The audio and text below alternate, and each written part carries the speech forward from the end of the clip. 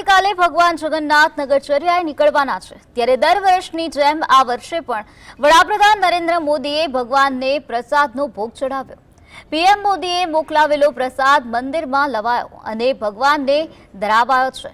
PM મોદીએ મગ, જાંબુ, કાકડી, કેરી, દાડમ અને ડ્રાય ફ્રૂટનો પ્રસાદ મોકલ્યો।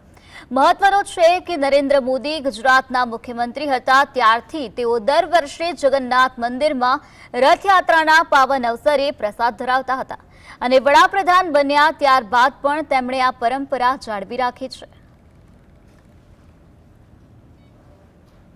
આવતીકાલે ભગવાન જગન્નાથજીની 149મી જે રથયાત્રા નીકળવાની છે તે રથયાત્રા પૂર્વે જ દેશના પ્રધાનમંત્રી નરેન્દ્ર મોદી દ્વારા જે ભગવાન જગન્નાથજીનો પ્રસાદ છે તે દર વર્ષે મોકલવામાં આવતો હોય છે તે જ પ્રકારે પ્રસાદ છે તે આ વખતે પણ મોકલવામાં આવે છે। જે પ્રમાણે તમે જોઈ રહ્યા છો તે પ્રમાણે ડ્રાયફ્રૂટ છે, મગ છે, ચોકલેટ છે, ચીક્કી છે અને સાથે ડ્રાયફ્રૂટ છે, દાડમ, કાકડી, કેરીનો જે પ્રસાદ છે, જાંબુનો જે પ્રસાદ છે, જે અતિ પ્રિય જાંબુ રહેતા હોય છે ભગવાનને, તેનો પ્રસાદ છે તે અત્યારે હાલ પ્રધાનમંત્રી નરેન્દ્ર મોદી દ્વારા જે જગન્નાથ મંદિર છે તે જગન્નાથ મંદિર ખાતે મોકલવામાં આવ્યો છે અને આ વર્ષે પણ જે પ્રસાદ છે તે તેમનો પ્રસાદ અહીંયા પહોંચ્યો છે અને મંદિરને પણ એક જે મેસેજ છે તે પણ આપવામાં આવ્યો છે। કેમેરા પર્સન જીવા ભરવાડ સાથે ધવલ બારોટ, GSTV।